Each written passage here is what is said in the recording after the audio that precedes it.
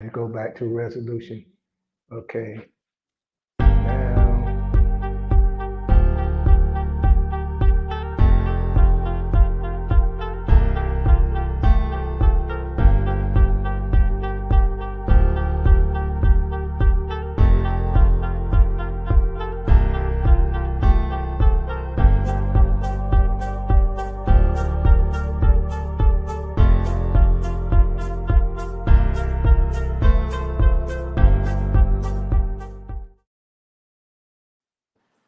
hello and welcome again to Mountaintop Living with your host, your friend, your brother, Michael Fields.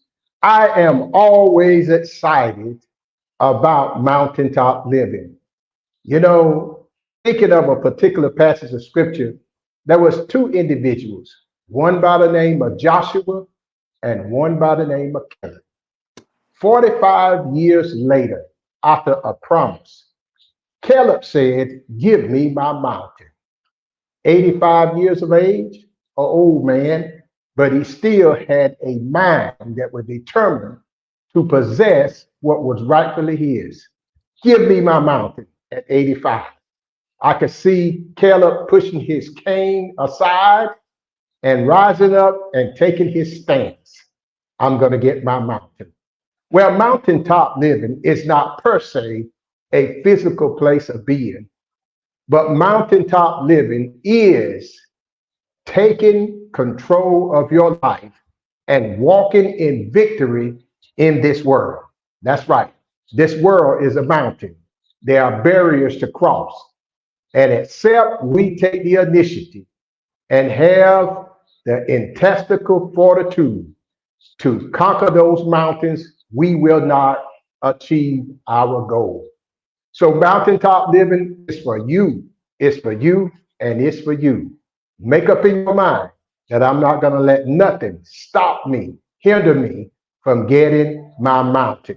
Today is a beautiful day, but it's something extra special about this podcast. Today I have truly family in the midst. Not only family, but I have a great brother, a great author, a great visionary that you are going to hear from in just a few minutes. We are related.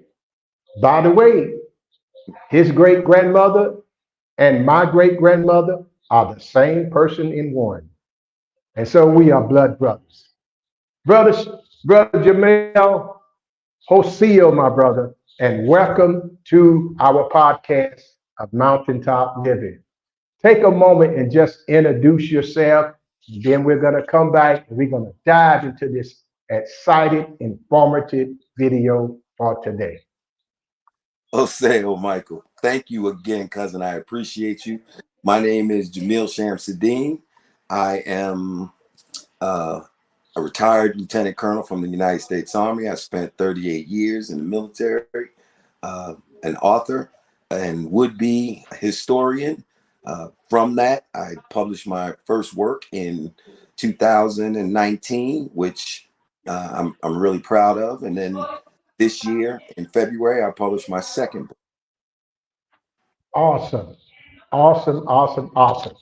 Well, I want you, if you will, to go to our YouTube channel, Mountaintop Living, subscribe, hit like, share.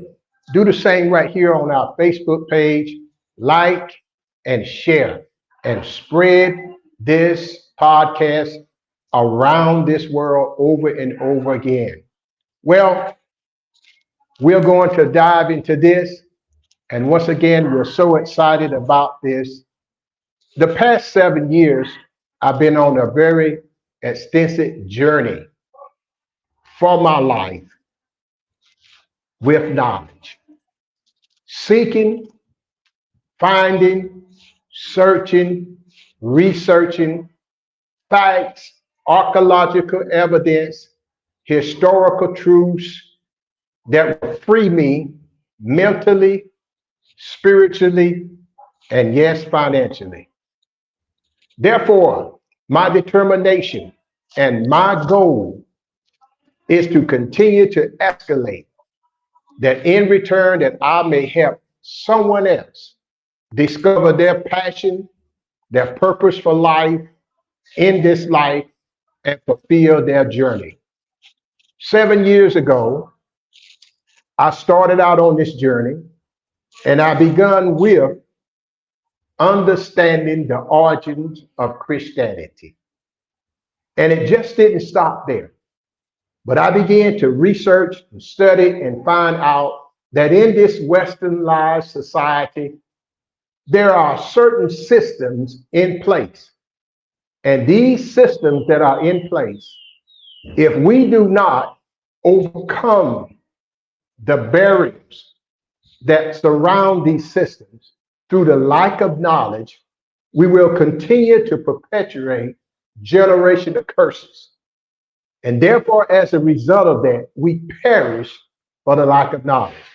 So, in my quest, in my study, in my research, I began to find that after 35 years of preaching, teaching, helping others to find themselves, I found out that that was not all to the story.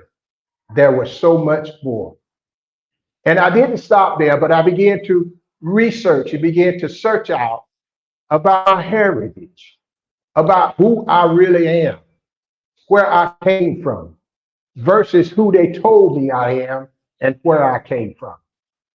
I remember something that my father always said to us. He said to us, his three small children, your grandmother, which you never seen, your grandfather, which you never seen. I want you to understand that my parents, my mother was a broad shouldered Indian. And he would say, all right, now go play. And he would leave that hanging in the air. And that was all he would say about that. And I had literally forgot all about what he told us as children.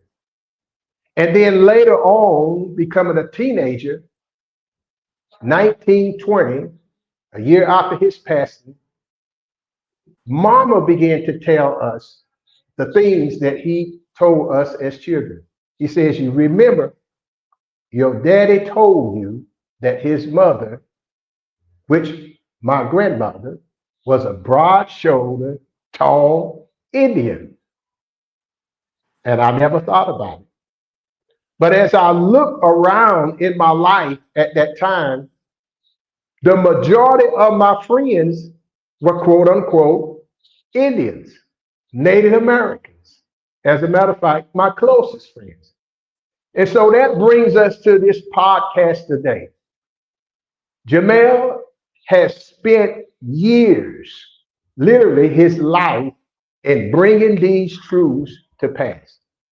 And so we're going to release him and allow him to take this platform and to share his story.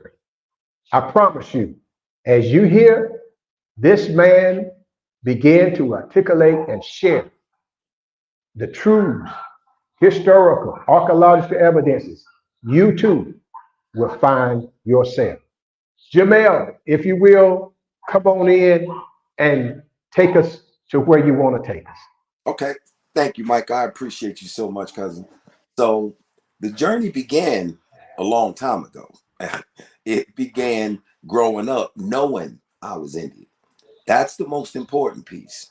So growing up in the 60s and the 70s, I had a different life to what these children or young adults are going through today. And you were in the same time period, so you understand what I'm saying. Life wasn't what it was. We didn't have information at our fingertips. We went to libraries. We spent time doing book reports. We were spending time chasing down information, going to bookstores, getting old books. So I've always had this thirst for knowledge. That being said, I joined the military, still an American Indian, and went through my career. Now, I did two careers in the military. One, I was a senior non-commissioned officer, and then I commissioned to become an officer. I retired in 2022 as a lieutenant colonel. best decision I've ever made, because back in the 70s and the early 80s, there wasn't many opportunities for us except for manual labor opportunities. School had moved to where it was uh, on the fingertips of everybody at that time, i.e., higher education. And so I had a college opportunity, but I chose to see the world. I had to figure out for myself what the world was. So I traveled the world with the military for 38 years, and going into all of these foreign countries, one thing stood out more than anything else. Wherever I stepped foot, everyone knew I was an American. There was never a question of my ethnicity or my being. So I never gave it any real thought until I got older. Now, as we get older, we do a lot of things, Mike. And I joined this organization. I joined this organization. I joined this organization. And it it helped me to see that, i.e., religion was the only thing that separated us as a people. It kept us from building together. And so I walked away from religion altogether in 2000. And that's a long story, and I'm not even going to bring most of that up. But the purpose behind saying that is, when I walked away from religion, I started going inside and trying to Mhm. figure out who I was for real. Mhm. Who are you? Mhm. Being in the military, I spent a lot of time away from home. I have children, and because of adult things, you don't grow up in the same households as your children. And I started watching my children um, gravitate to things that I know was not real. So I decided I was going to write my memoir, just in case something happened and they never got in contact with me and wanted to know who I really was or who they are. So in doing that, I found that it took uh, a substantial amount of time to do the research, but it took me to a place that I found that the information that I was gathering went not just for my children, but for everyone in general. So I continued to write and write and write, and then the first book, Don't Call My Dummy No Dummy, was published. 370 pages of information that anyone who takes this journey with me, they will be able to take this same book and take my genealogy out of it. And this will speak to you, because the story's the same. We've all been lied to. History is what they call a lie, and it's been a good one. It has since 1871 put everyone in the continental United States in a condition of where we are right now, and have used education and the educational school system to actually do it. And that being said, the book was my shot at leaving a legacy for my children, that if they ever want to know who they are, just read it. I have Mhm. nothing to hide. I wrote the book from the beginning to the end. I say to anyone, don't come to me with emotions. Find primary sources that are out there, because the information exists that tells me that I don't know what I'm talking about. Because I'm not just talking about the research that I've done, it's the life I spent. The life I spent for the last 60 plus years tells me that things were different. Tells me that you've made up some stuff. Tells me that there's something behind it, but what is it? And so from that uh, first book, I kept going and going. And recently, I've been seeing, in over the last year and a half, 2 years, I've been seeing things that are negating the things that are coming to light. This is the late age of Aquarius, so information's coming out. You can't stop it from coming, Mm-mm. but Coming. you get a lot of naysayers that are out Mhm. there. And I went back into my book and I looked at one thing that stood out. There was a bunch of riots and massacres that took place on this land. And Mhm. I wanted to go back and talk about it all by itself, because that although it's in the first book, I didn't dive into it. The book would have been a lot more pages, and I was trying to skim it down. I made the book as big as I did because if I'd have made it a 9x6, it would have been 500 and something pages. So I was like, no, I don't want to add anything more to it. Mm-hmm. And I went into the journey of the second book. But I bring that up because if you think about the riots and massacres that took place on the continental shore of North America, there were 1,500 massacres. Mm-hmm. And these are documented. I gathered in the second book 332 riots and massacres together to tell a story. And the story is there is no way in the world these people, if they were supposedly stolen from another continent, could have had land and resources that somebody would have wanted to riot and massacre them for it in the first place. That makes no logical sense. And so that's where I went and ended with the second book. And I'm hoping it's only been out for a month now. And I'm hoping that people join the journey with me and help me take it further. Mm-hmm. It's just a benchmark for anyone to Mm-hmm. keep running. I'm giving the information. I Mm-hmm. know my days, I got more days behind me than I do in front of me, but I want to Mm-hmm. make sure that I tell a story that needs to be told so we're not paper genocided any further than we already are. Yeah. Now, Jamel, how long did it take you to write this first book? Don't call my dummy no dummy.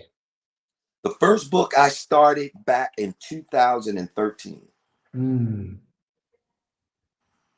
And I actually, 2013. yes, sir. That's when I started doing the research on that, going back. And it was funny how it happened. My wife and children had bought me a, what is it called? A membership to Ancestry, Mm-hmm. Mm-hmm. right? Mm-hmm. And that started Mm-hmm. my journey. Mm-hmm. And once I And started finding my people, I'm like, wait, yes, hold up. wow. And thanks be, because that's the way we come into connection in knowing one another. Yes, sir. Because I reached out to William first, remember? Yes, William, my older brother,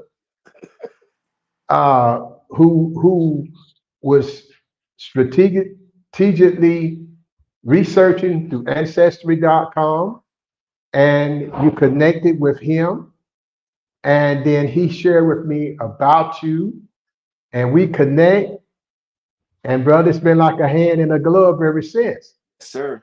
because our interest and our focus is on something.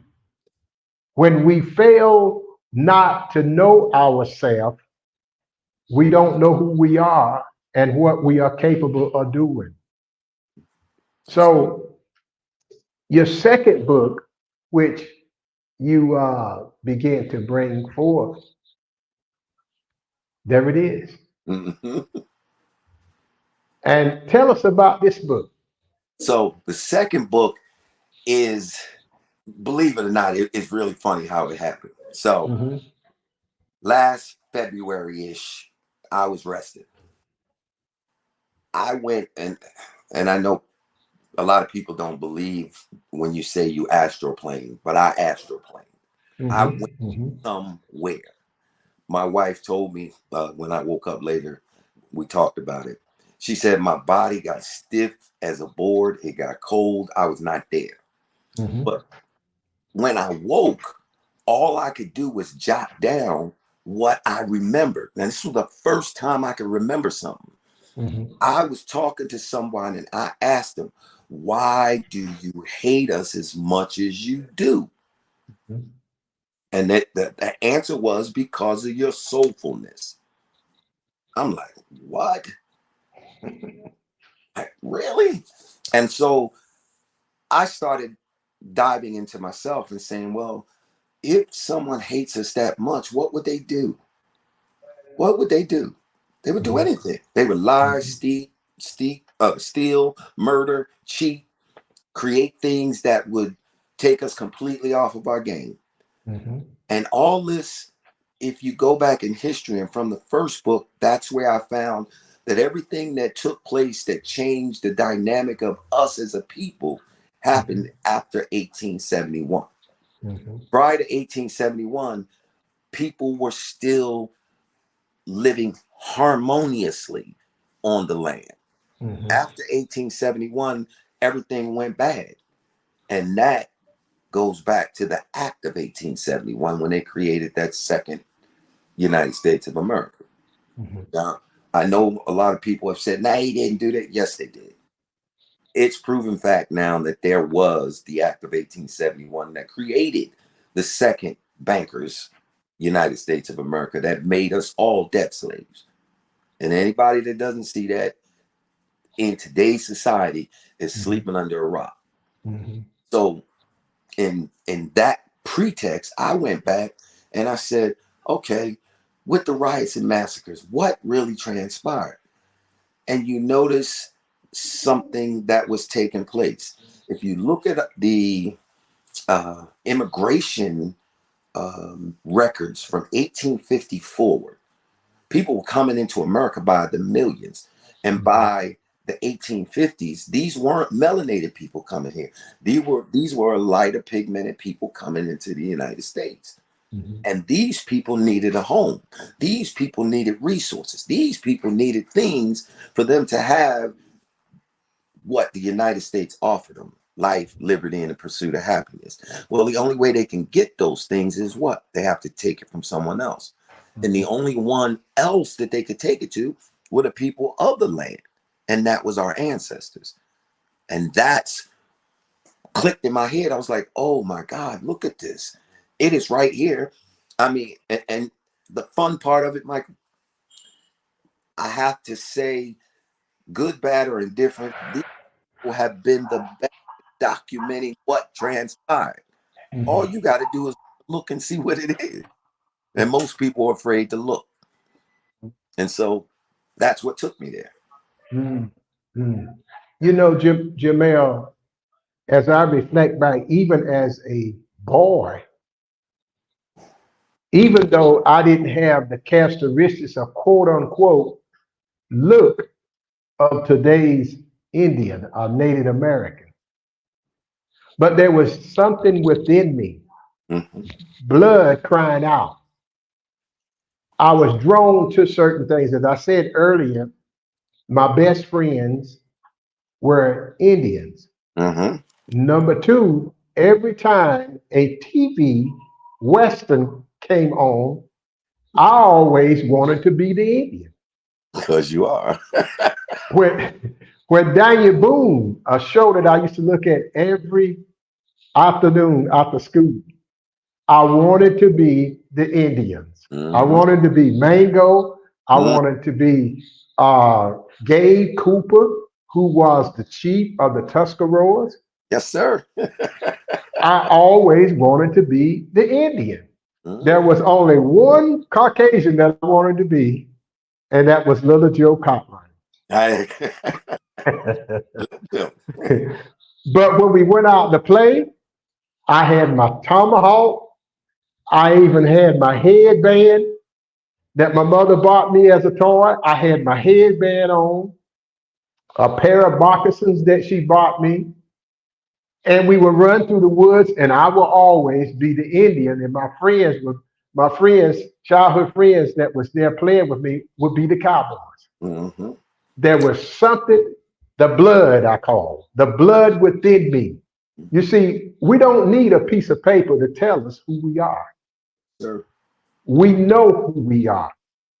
But when we research, as you have done, as we research and find the truth in the midst of the lies that they perpetrated, it gives us a confidence, not an arrogance, not a cockiness, but it gives us a confidence and assurance like no other. Yeah, yes. You're so correct, Michael. And so you brought up a couple things that I just want to touch base on, because Sure. the history has been created through sensationalism. You said Daniel Boone, but if you do Daniel Boone's genealogy, Daniel Boone had a Huguenot and American Indian beginning. He wasn't pale. Daniel Mm. Boone wasn't pale. And this is Teach, brother, teach. how I think I tried to touch base on this hard in my first book. On the second book, if you Mm-hmm. go, one of the first things I talk about is President George Washington and Napoleon Bonaparte. And Mm-hmm. why do I talk about him? Because it's important. One was the leader of the French, the other was the leader of the Americans. Now, history tells us through images that these were fair-skinned people. That's not true. And I brought the books into question that tell you what these men look like. So if they would change the race and complexion of the leaders of these countries, what else would they do? Mm. Teach, brother, teach. What else would they do? You know, when you said about growing up and wanting to be the Indian, if you remember Sammy Davis Jr., remember they called him a black little Indian? Yeah. Mm-hmm. Mm-hmm. That's, I mean, all of these things you think about, you say to yourself, and for me, the benefit is in the army, I was an American Indian. It wasn't I was black. It wasn't that I was African American. People say, but you're Mm-hmm. black. Okay, Mm-hmm. yeah, I get what you're saying. But no, I'm Mm-hmm. an American Indian. Mm-hmm. I have Tuscarora and Cherokee Choctaw blood running through my veins. Yes. But you don't look like an American Indian. No, I don't look like the television version of an American Indian. Yes. What we call America, or no, we have to go back and understand for the last since 2013 they have Mm-hmm. been trying to destroy the word American Indian and use Mm-hmm. the word Native American. Mm-hmm. Anybody can be a Mm-hmm. Native American, anybody. Mm-hmm. You understand? All you have to do is be born here. But Mm-hmm. today the federally recognized Native Americans are immigrants that are documented. And that was another thing that I jotted down and took note to in my new book to show you I'm not making this up. These people didn't come here prior, and I'll use the Asian phenotype that runs through America today was not seen prior to Mm-hmm. 1860. They couldn't find them except for the Inuits up in the north. Mm-hmm. Outside of that, they didn't exist in the lower 48. They weren't here. Mm-hmm. And Mm-hmm. that's I speak to that in both books because it's important to know that although uh, they came they came under indenture and under slavery, they mixed, mingled, and joined us. They weren't the original people of the land, but Right. they have today um, joined forces to stop the original people of the land from claiming their heritage. Mm-hmm. And that's why I say in any conversation that I have, people say, what do you want? A casino? You want money? No, I don't want anything. I want my heritage. Heritage. That's all Mm-hmm. I want. If I Mm-hmm. have my heritage, y'all can take and do whatever you want with the rest, because then we can talk. Right. Because that's the most important. Nothing else is more important than our heritage Mm-hmm. for Mm-hmm. our posterity to go Mm-hmm. forward.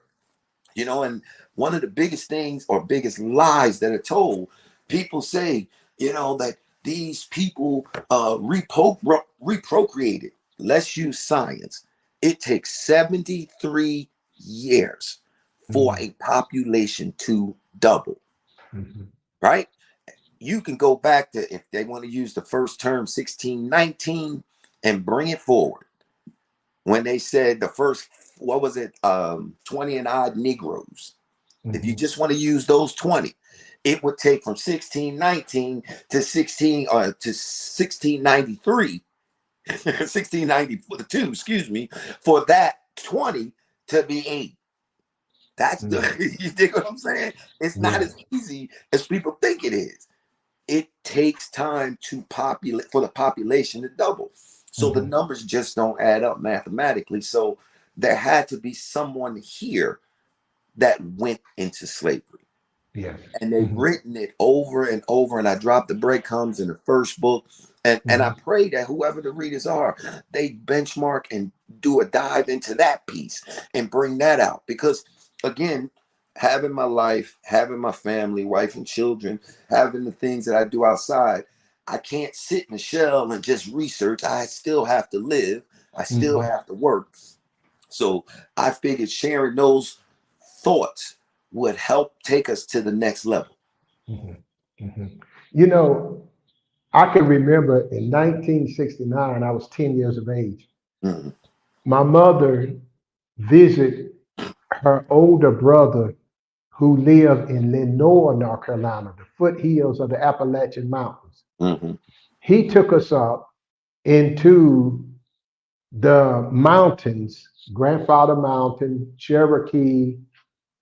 He took us all up in there in that locale. When we got up there, and they had the posts, quote unquote, Ford Indian posts and so forth, amusement. There was individuals there who were, quote unquote, the Cherokee Indians of that locale. Mhm. And their skin complexion was darker than mine. And I noticed that in 1969, 10 years of age, I noticed that. Mm. I I'm glad knew you. there was something Mm. different. I'm glad you brought that up. So in both books, I brought up something that most people of color overlook purposely. Mhm. Public Law 9284. Public Law 9284 is the Civil Rights Act. This is the most important document that has ever been created if you want to go from a common sense approach.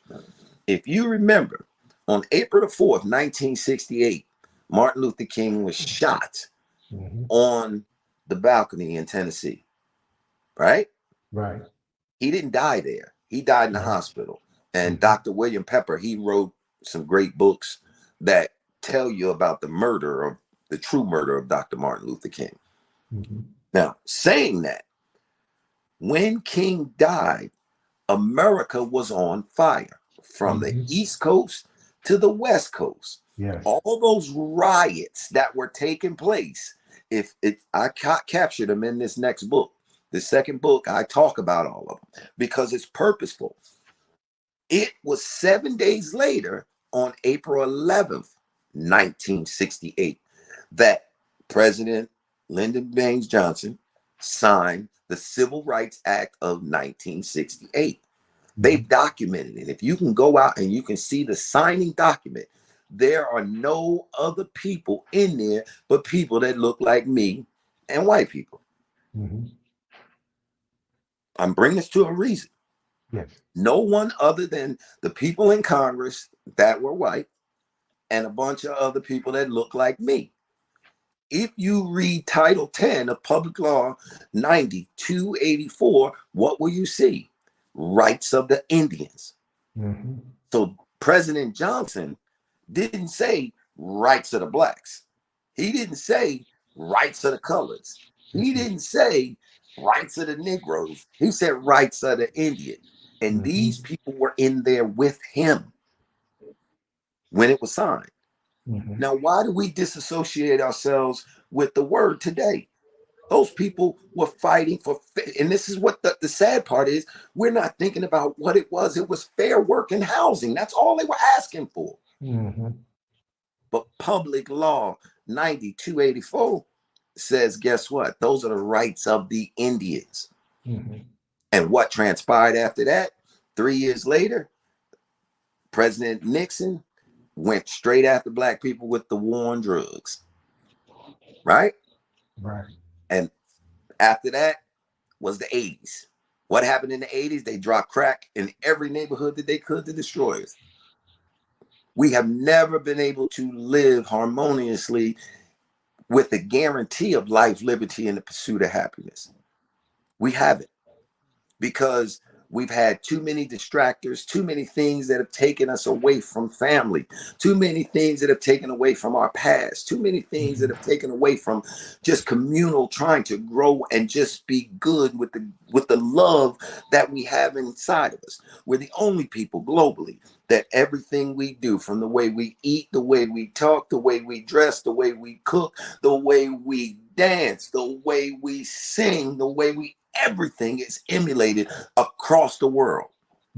We are those people, and the world has emulated us and has done everything they can to take our soulfulness and make us into something other than what we are. And the more and more the elders are disconnected from the truth, the more and more we're going to let our children fall in the hands of the demon, and they're going to teach them what they want to teach them and give them what they want to give them. And that's where we're going to lose. Yes. You know, I can remember also as a child, uh, speaking of those Westerns, there was one entitled High Chaparral. Yeah, I Chaparral, I remember it.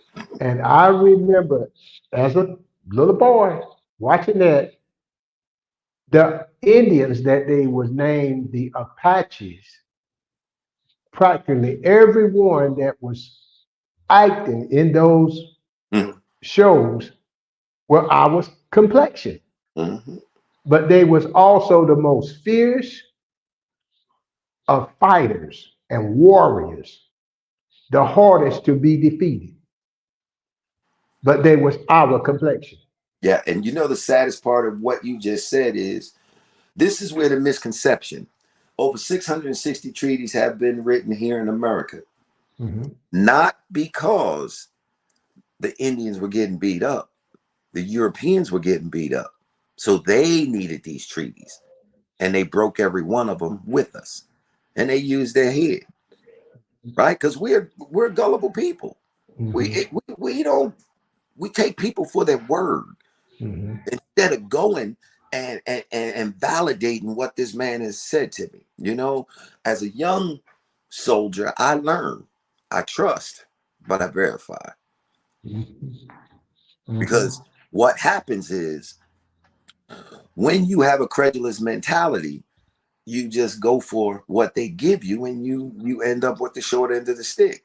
And the only thing, this is the thing that stands out.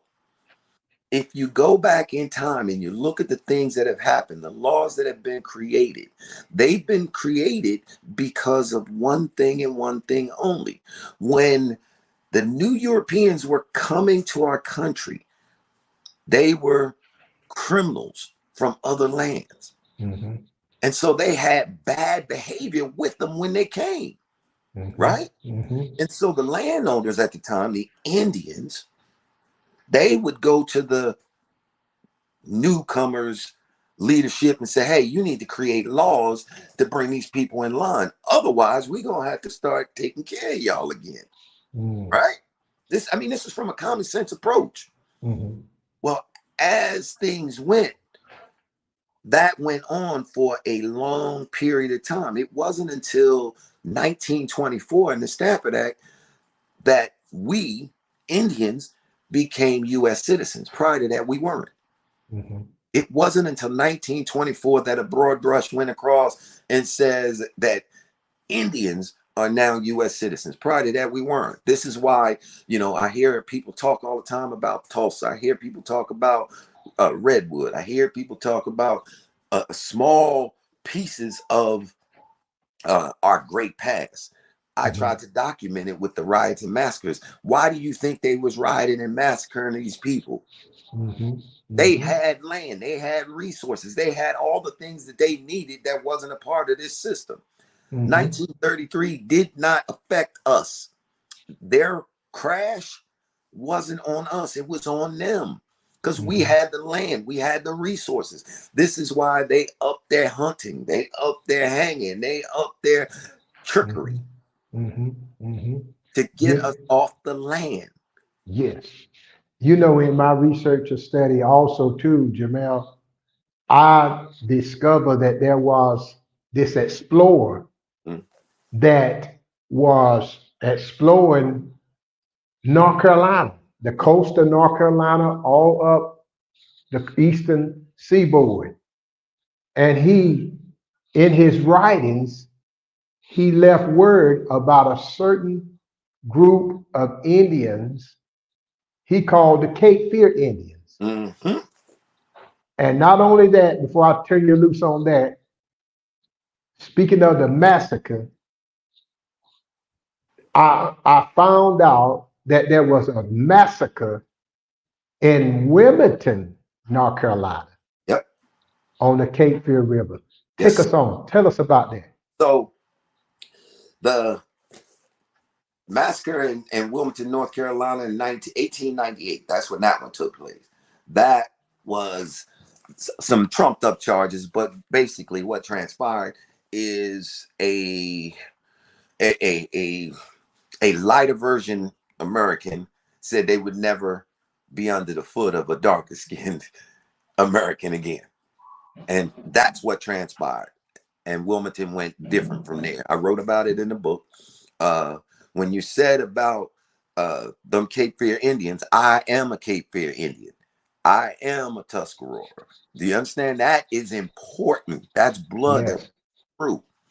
Mm-hmm. I believe wholeheartedly until we stand up and and bring the light and have the conversations that need to be had with the people in charge for the lies that have been told.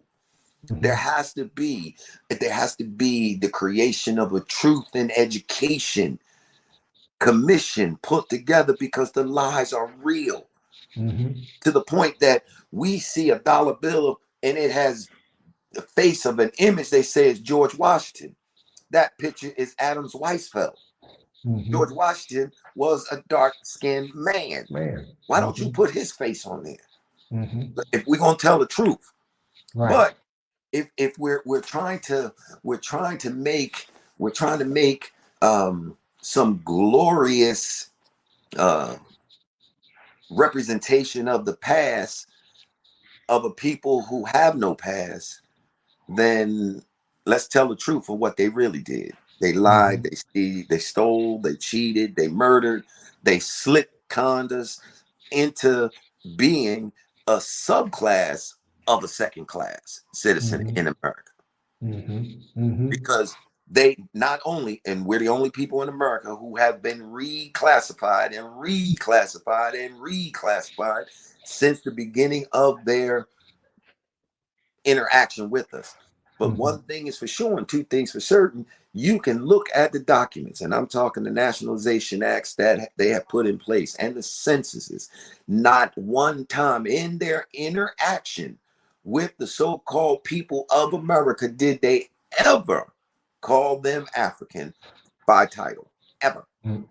So Mm-hmm. why today in 2024 we have to accept something that was made in 1988 that was trademarked for someone to make some money off of? Come on now, I wasn't an African American the day before, wasn't one Exactly. after. Oh, come on Mm-hmm. now.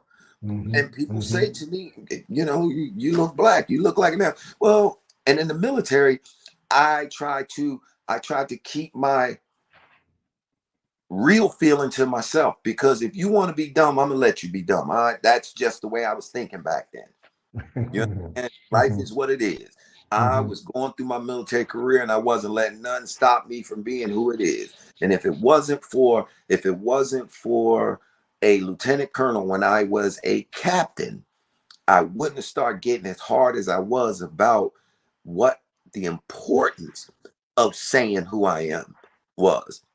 We Mm-hmm. were in a diversity February, the month of February. It was a diversity meeting, and they were talking about Black History Month. And this lieutenant colonel, I'm sitting there, quiet as a church mouse, because you had to do it, not because I wanted to do it. I had to do it. And he Mm-hmm. said to me, Captain Shamsuddin, what do you think about Black History Month? Sir, I don't think nothing about it. I said, what do you mean? You don't think nothing about it? I said, sir, I don't relate to Black History Month. He said, why? You're an African. I said, what, sir? He said, you're an African. I'm looking at you. I said, sir, no, I'm not. I'm not an African. He said, then what are you? He said, you're West Indian? I said, what kind of? Yeah. Because what Mhm. people don't realize, if you go back and you look in the Library of Congress, the West Indies went all the way from the islands to the Mississippi. That was the West Indies. So yeah, you kind of right, but no, sir, that's not what I am. And we're going back and forth. And he says, you don't look like any Indian that I know. And I said to him, I said, sir, all respect due. You are a second generation immigrant trying to tell me who I am. I am not Black, nor am I African American. And so I stand fast on saying I have no feeling for this. And the first sergeant jumped in. And the first sergeant said to him, sir, he's not an African American. And he said to the first sergeant, well, what is he then? And he said, he's American Indian. And he was shocked. Well, you definitely don't look like an American Indian that I was taught. I said, because that's what TV taught you. And from that day forward, I said, I'm on a mission. I'm not going to stop being more vocal because, and I say this when I say vocal, Mike, you know your people. Do you understand what I'm saying? I know when I see people if they're American Indian or not, just by their features, their phenotype, the hair that they have, the complexion that they have. It stands out. And that's when I start asking, well, who's your people? Who's your people? Who's your, and when people start saying, I'm like, wow, if I were you, I would look into that. Because I guarantee you look like you got American Indian beginning. And so I ended up where I am today, writing books and waiting on people to come sit down and tell me where I got it wrong. I want to encourage those of you that are listening. I want to encourage you to go to Amazon and purchase Jamel's book. Study, read, research, and fill the void within you with this knowledge. Jamel, um, this particular book, your first book, Don't Call My Dummy No Dummy. Tell us how you got that title to that book. Yeah, my mama was the reason I got that title. And when I say my mama, my nana, my grandmother, used to say it all the time when I was a kid. Every time you turn something, somebody was lying, she'd say, don't call my dummy no dummy. Don't call my dummy no dummy. Don't call my dummy. And so it stayed in my head. It resonated my whole youth. And I was about 15 or 16 years old when it clicked what she meant by that. Don't call my dummy. That's my dummy. I can tell him anything I want. Don't you lie to my dummy. So it's like, whoa. And so when I started thinking the names, Mama came to pass, and I named it Don't Call My Dummy No Dummy, because the people that I'm trying to reach, although the book is for everyone to read, and don't get me wrong when I say this, we are all in the same condition right now. And unless people stop doing the silliness that they're doing, we are going to end up in a bad place. Because divisiveness has been shed across, and everybody's getting a piece of it. Everybody's getting a piece of it, Mike. I have I retired from the military in 22 because I went against, in my heart, in my mind, what the world was accepting. Because I was born in a time where the elders told me I wasn't, I'll preface this real quick before I go on. It wasn't until 1972 that I saw a bunch of people of non-complexion. Prior to 72, everybody I saw looked like me. It was after 72 the integration kicked in, and we start doing things where I seen a whole bunch, and we went to integrated schools, a whole bunch of crazy stuff. We had gang wars and gang riots on our way to school because we were going to school in other neighborhoods. These are things that took place. And I said all that because what transpired is in 72, when President Clinton smacked the hands of the boys who were doing Tuskegee, but doing that experiment for 40 something years. on the people. That stuck in my head.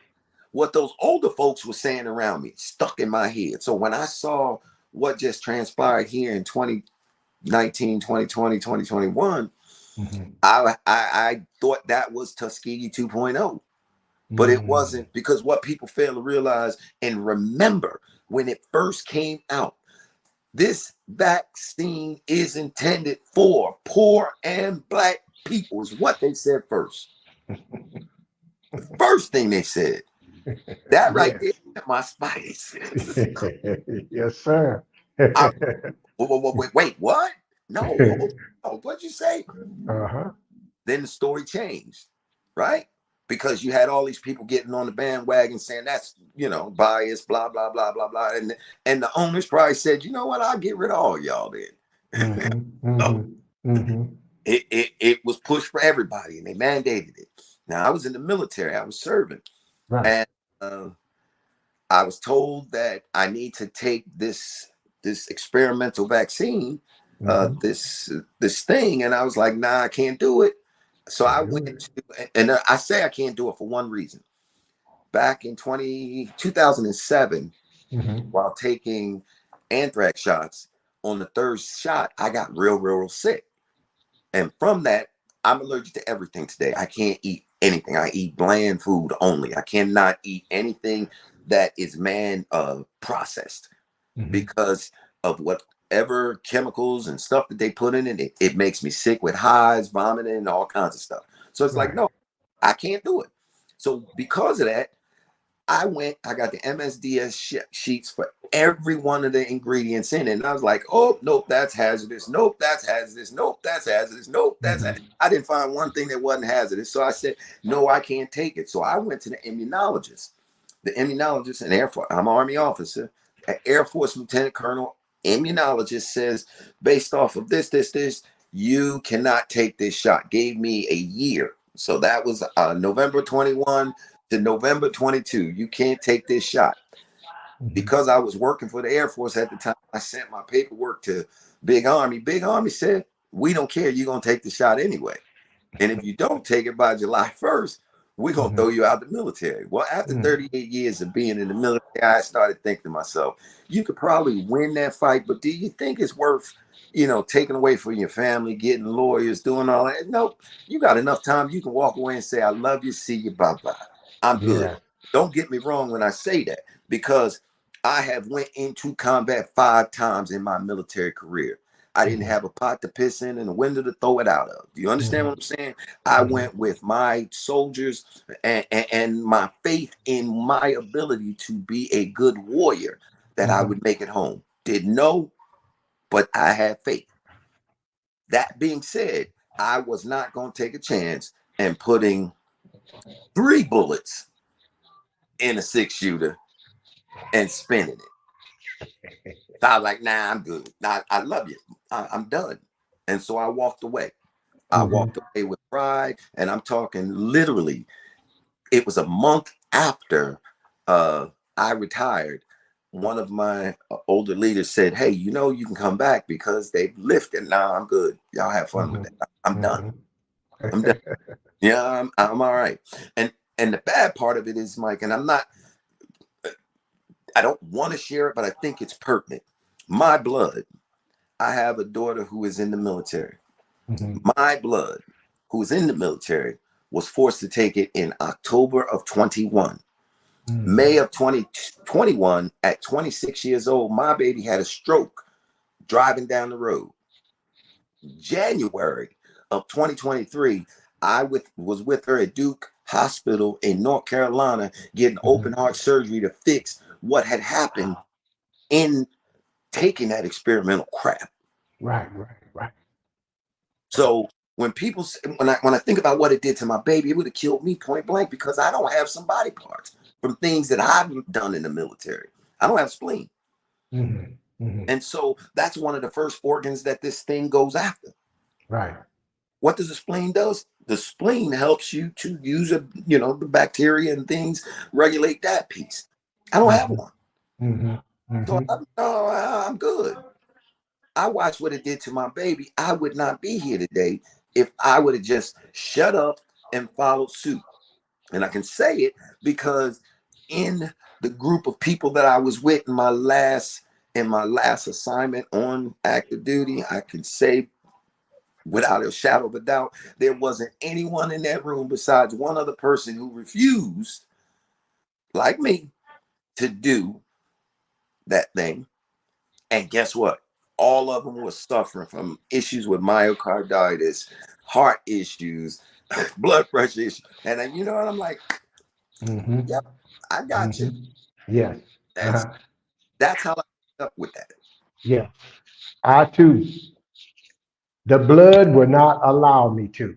Mm, And I did not know that side of your story. mm. Oh, wow. I'm sorry to hear that about your daughter, but because you took that stand and resisted that, the warrior blood within you could not allow you to. You And know, uh huh. that's a fact, Michael. I loved my job in the military more than anything else. I was born to be a warrior. Yeah, I was yeah. born to be a warrior. I mean, at the end of the day, if it was if it was about working at Arby's or something like that, it's a Hmm. different story. I have always been at the tip of the spear. Hmm. Always. Wow. You know, whew, man, this is awesome. You know, we're 56 minutes into this episode one, and I tell you, it has been awesome. In our closing minutes, Jamel, in our closing minutes, what would you want to say to the people in these closing minutes of today's episode? I am looking forward to people purchasing my book, but I know everybody can't purchase. I'm looking for people to reach out to me that want to read my book. I Hmm. will share access to them to give me a small donation to my online copy for them to Hmm. read. I just want them to read it so we can sit down and talk, because the only thing important is our heritage, and we have to come together for that. And I think I speak to it in both books and what it might take. It only takes us claiming our heritage to change the dynamic that we're put up against. Hmm. Hmm. Powerful, powerful, powerful. I want to encourage you to do just that. I want to encourage you to go to his Cash App and sow into him, give into him as he continued to go from book to book, informing, educating, enlightening us, people, to help us to be all that we are supposed to be. Uh, Jamel, you know, in these very last few closing moments, I want to bring honor and recognition to your better half, your wife. Thank you. Uh, will you take a moment and introduce your wife and just introduce your family, and if you will, Yes. before we go? So, large family. My wife, Anita Shamsuddin, she's been my support. She has Yes. been my support, and she's helped me finish this last part of my military career, our relocation to Texas, the my last son being born. There's a lot of growth that I've done in my marriage to my current wife. Uh, been supportive because, and I think it's because what I said, she understood to be true because she wasn't raised in America. Mm-hmm. The history that I said, she said, yeah, that's what I remember growing up learning. Mm-hmm. And so that helped me, that helped to validate that the world is hearing a lot of bad things. But when we were growing up as kids, because she's near to, not close as, but near to my age, Mm-hmm. they were still teaching true history in other countries. Mm-hmm. And I think that's the piece that stood out. And my son, I got a 13-year-old now. He's the last one at home. Mhm. So I'm running around trying to be super dad, taking him to every sport thing he wants to do for him to Mhm. be everything that he wants to be. And what Right. he's found out is because of his genetics, he's able to excel in everything that he does. He knows who he is. Mm. Important piece. Awesome. Awesome. Awesome. Awesome.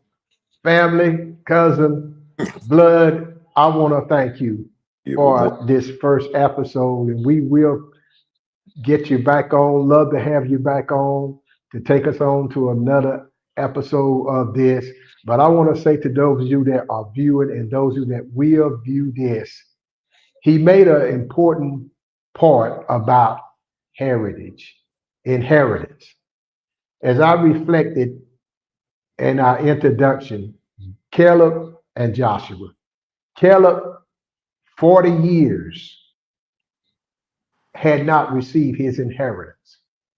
He was 85 years old. He still had this determination: give me my mountain. And I want to say to you in closing, what's rightfully yours, get it. It belongs unto you. Your inheritance belongs unto you. Don't swallow the lie. Don't accept the lie. Know the truth, and the truth will make you free. Well, Jamel, thank you so much, brother. oh nah, And till the next time, this is your friend, your brother, your host of Mountaintop Living. We'll see you at the top. Out. Peace out. peace out, guys.